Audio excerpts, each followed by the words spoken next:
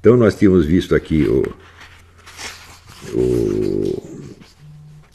Wilhelm Reich, até o René Guénon, Heidegger, etc, etc. Bom, então chegamos aqui no Herbert Marcuse. Então eu vou ler aqui e comentar. Todos os membros da escola de Frankfurt eram filhos de milionários. O único que vinha de uma família de pés rapados era Herbert Marcuse, que o chefão Max Horkheimer, filantropo como ele só, punha para trabalhar com salário de fome. Por uma espécie de inversão compensatória que não é nada incomum, isso talvez tenha sido a origem de uma diferença essencial entre Marcuse e seus colegas do Instituto de Pesquisa Social, que é a própria escola de Frankfurt. Outra coisa, né? Na Alemanha, quando se fez a marxistização, esse foi um momento de glória da escola de Frankfurt, porque essa escola era a única tradição alemã de pensamento que restava organizadamente. Então, eles tomaram posse do ambiente, né? Então, você tinha que fazer um negócio que fosse, ao mesmo tempo, antinazista, também anticonservador de quebra, antiliberal, mas tinha que ser alemão. Então, foi a grande chance deles. Bom, então isso talvez tenha sido a fonte de uma diferença essencial entre Marcuse e seus colegas. Enquanto eles estavam persuadidos de que só o que restava era destruir tudo pela maledicência sistemática, astuta e corrosiva, ele achava que ainda havia uma esperança de revolução social e de um futuro melhor. Desiludidos com o proletariado que havia desertado em 1914 e parecia aburguesar-se despudoradamente, eles não enxergavam mais nenhuma classe social que pudesse representar os interesses genuínos da revolução.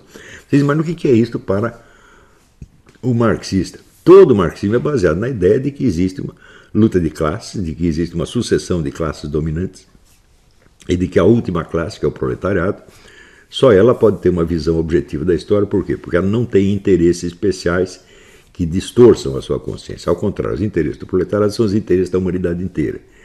Então, só o proletariado tem a visão objetiva da história. Isso dizia Marx. De repente, os negros descobrem que o proletariado não está nem aí. Ou até está do outro lado. Mas o choque que isso representou para esses caras. Falaram, e agora, o que fazemos? Depois, daqui a pouco nós vamos ver qual foi a reação geral da escola de Frankfurt, mas por aqui vamos ver primeiro o Marcuse. Desiludidos com o proletariado que havia desertado em 1914 e parecia aburguesar-se despudoradamente, eles não enxergavam mais nenhuma classe social que pudesse representar os interesses genuínos da Revolução. Veja, você tem a ideia da Revolução e Marx baseava a esperança da Revolução numa determinada classe. De repente, sobrou só a ideia, não tem mais uma classe para realizar aquilo. Né? Mas, se encontrasse com eles, Marcuse achou que ainda havia uma ou várias. A primeira que ele julgou adequada para esse fim foram os artistas. Na sua tese universitária de 1922, ele observou com razão que toda obra de arte, especialmente literária, não examina o mundo segundo os critérios banais dele mesmo, mas segundo os de um mundo superior, ideal, inspirado nos mais altos valores da humanidade. Isso é certo. Quer dizer, a arte, nesse sentido, tem uma certa incompatibilidade com o estado degradado do mundo. Dessa observação acertadíssima, porém, um materialista não poderia tirar outra conclusão, exceto confundir a eternidade com o futuro e o mundo do espírito com o paraíso socialista. Se você vê, por exemplo, se você lê a Divina Comédia de Dante, ele está condenando o mundo inteiro. Ele põe o Papa no inferno, põe os reis no inferno, põe todo mundo no inferno, tá certo? Mas em nome do quê? Da eternidade, da perspectiva do paraíso, que é o final do poema. Tá certo? De repente, essa prerrogativa do paraíso, que é posterior ao juízo final, é transferida a um tempo histórico terrestre futuro. Eric Voegelin chamava isso imanentizar a escatologia, que é tornar a escatologia, em vez de ser transcendente, quer dizer, posterior a este mundo e além deste mundo, ela se torna interna a esse mundo. Né? Em vez do juízo final e da passagem à vida eterna, tínhamos a revolução e o advento de um mundo melhor. Os artistas em geral, portanto, segundo Marcuse, eram revolucionários que se ignoravam. Então ele vê o potencial de condenação do mundo que está contido, evidentemente, em toda a obra de arte, e conclui daí que eles são representantes da revolução e de um estado social futuro. Não há nenhum motivo para fazer isso, porque eles mesmos, os próprios artistas, você pegar um por um, você pegar Dante, Shakespeare, Balzac, tal, okay. Ele está querendo fazer uma reforma social aqui, um mundo futuro? Não, ele está falando de outra coisa. Né? Eu lembro, por exemplo, existe um soneto de Rilke, foi traduzido pelo Manuel Bandeira, chama Torso Arcaico de Apolo. Então, um soneto, como sempre, tem 14 linhas. Nas 13 primeiras linhas, ele vai descrevendo a perfeição do corpo de Apolo. E na última linha, ele diz assim, você tem de mudar de vida. A perfeição impõe, então, um dever de você melhorar. Mas ele não está dizendo que precisa fazer a revolução, né? Ele está falando para a pessoa que está vendo a estátua de Apolo. Então, Marcuse permaneceu fiel a esse programa até o fim dos seus dias, apenas ciscando no lixo contemporâneo sinais de novas classes que pudessem se somar a essa militância inconsciente.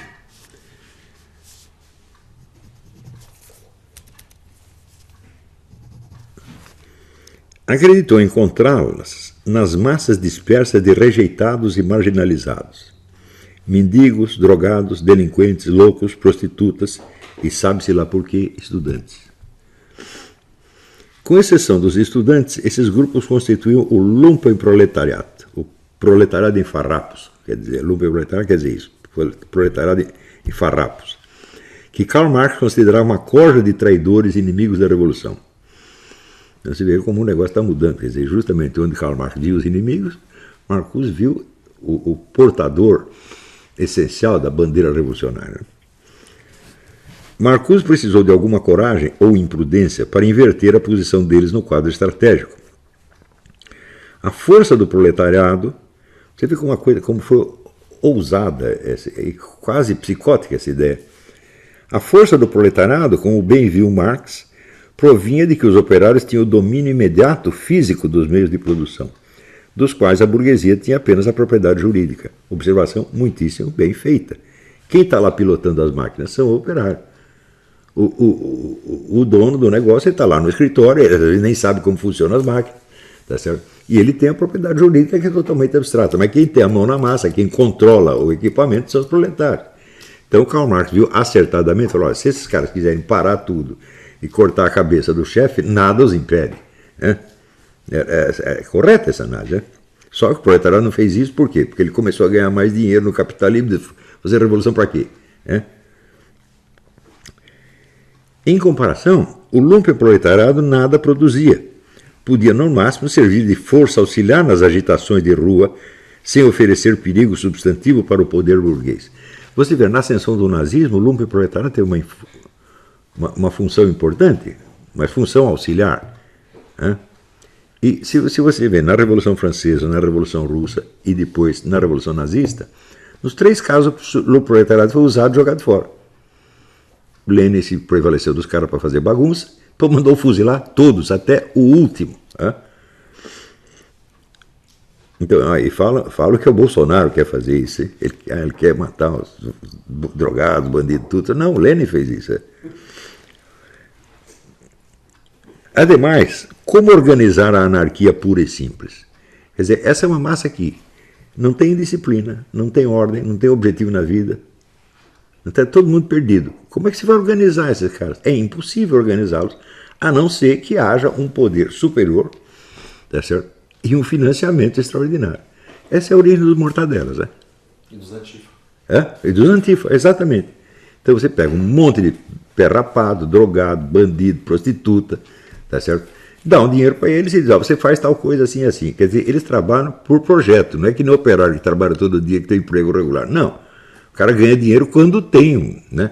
Nós temos um movimento lá, sei lá, em Porto Alegre, toma lá, R$50 um sanduíche de mortadela, cachorro quente. O nego vai. Eu lembro do Ronaldo Alves contando como que ele arrebanhava candidatos. Ele é um amigo nosso que nasceu no Morro da Rocinha. Ele conhecia todo mundo na Rocinha, né? Ele disse que ele foi estudar Direito e a faculdade organizou uma visita aos presídios, para conhecer os presídios, né?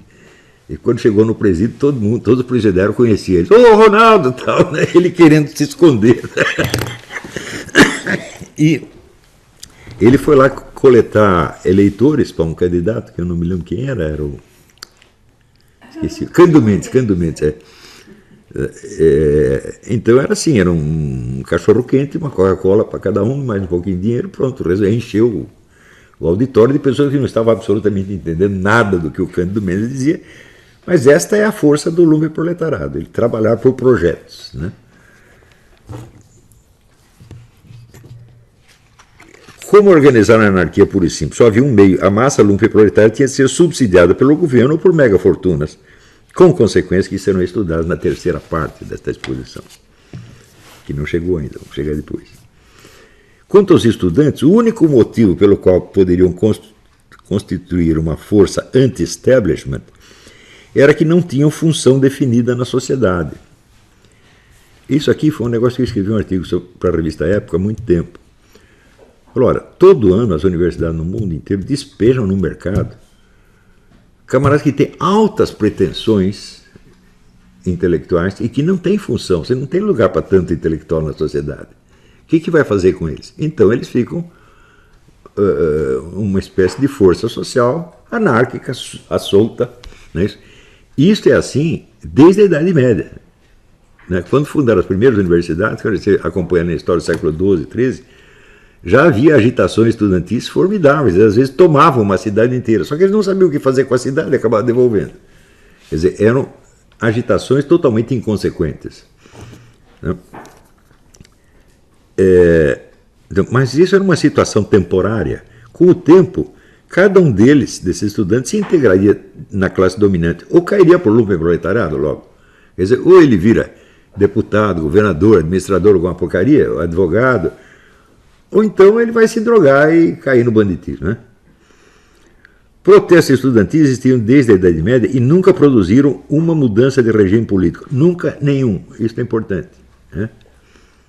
Então, qualquer revolução que se baseie na agitação estudantil, ela está condenada ao fracasso, evidentemente. Mas a teoria era de que esses caras, junto com o lumpenproletariado, são agora a classe revolucionária por excelência. Você, uma característica do Marcuse é o seguinte: o Marcuse nunca argumenta em favor de nada o que ele diz. Nada. Ele simplesmente vai dizendo as coisas e quem engoliu, engoliu, quem não engoliu, engolisse. É um estilo também de fazer. Se você lê, por exemplo, o Nikolai Berdyaev também é assim. Ele não justifica nada, ele simplesmente vai dizendo. Né? Então, na expectativa de que isto, como nos diálogos de Sócrates, corresponda à experiência interior do leitor. Só que as coisas do Marcuse não correspondem à experiência interior nem dele mesmo, porque ele estava vendo que não era assim. Né? Mas existe sempre um mecanismo de você passar a ver as coisas do jeito que você ouviu, não porque corresponda à sua experiência, tá certo? Mas porque você fica inibido de contestar. E você acha que você é burro, o professor que é inteligente, então, embora você não esteja entendendo o que ele está falando, você concorda. Isso aí é também universal. O programa de Marcuse era tão vago e nebuloso quanto a sua visão do paraíso socialista. Chamado a descrevê-lo, ele limitou-se a mencionar a liberdade sexual. Quer dizer, como será o mundo socialista futuro? Todo mundo vai ter liberdade sexual. O pessoal vai se dedicar ao prazer e não ao trabalho. Como? E vão viver do quê? Quer dizer, não há organização da economia nem nada. Quer dizer, é uma coisa tão utópica que não vale a pena discutir. Você não precisa discutir com o cara que propõe isso pelo seguinte: ele não vai fazer o que ele está dizendo. O cara propõe um treco impossível, ele vai acabar fazendo outra coisa qualquer, mas não essa. Né? Chamado a escrever, ele limitou-se a mencionar a liberdade sexual, sem dar a mínima indicação de como o reino dos prazeres poderia articular-se com a organização da economia. No entanto, justamente por seu caráter sonhador e utópico, o marcusismo atraiu grande simpatia da massa estudantil. Claro, a massa estudantil não tem responsabilidade econômica. Por definição, são todos ali. Ou o pai está pagando a mensalidade, ou ele está numa faculdade pública, ou ele é subsidiado. Ele não tem nenhuma, a maioria, pode ter um ou dois que trabalham, né? Mas, em geral, o estudante não tem nenhuma responsabilidade econômica. Então, se você falar para ele de um mundo que é governado pelo prazer, em vez de ser governado pela repressão e pelo trabalho, ele vai achar uma maravilha. Né? No entanto, justamente por seu caráter sonhador e utópico, o marcusismo atraiu grande simpatia da massa estudantil, que fez do seu autor o guru involuntário das rebeliões de 1968.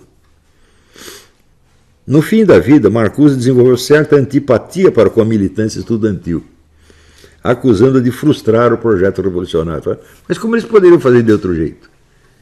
Que domínio eles têm dos meios de produção ou da máquina militar? O estudante não manda nada, só sai para fazer barulho. No outro campo, no entanto, Marcuse foi de certo modo profético. Ele anteviu até certo ponto a ascensão das quadrilhas de narcotraficantes à posição de forças políticas temíveis e até mesmo determinantes. Qual é a diferença entre os narcotraficantes e os estudantes? Ora, meu Deus do céu, os narcotraficantes não têm meios de produção, mas eles têm meios de destruição. Eles estão mais armados do que a população, e em geral mais armados do que a polícia, e às vezes mais armados do que o exército. Então, esses têm meios de agir.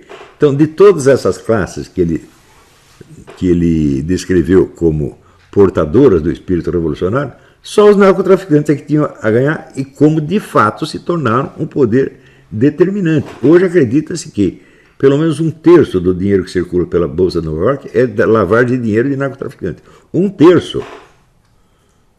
E quando você vê que uns anos atrás, eu lembro que eu até escrevi um artigo sobre isso, o chefe da Bolsa de Mercadoria de Nova York, Philip Grasso, foi até a Floresta da Colômbia para ter uma conversa reservada com Manuel Marulanda, que era o chefe das Farc. E do quê? Naturalmente, eles têm negócio, têm algum interesse em comum. O que o presidente da Bolsa vai fazer lá? Né? Então, para você ver como o dinheiro do narcotráfico está intimamente ligado ao funcionamento do capitalismo atual.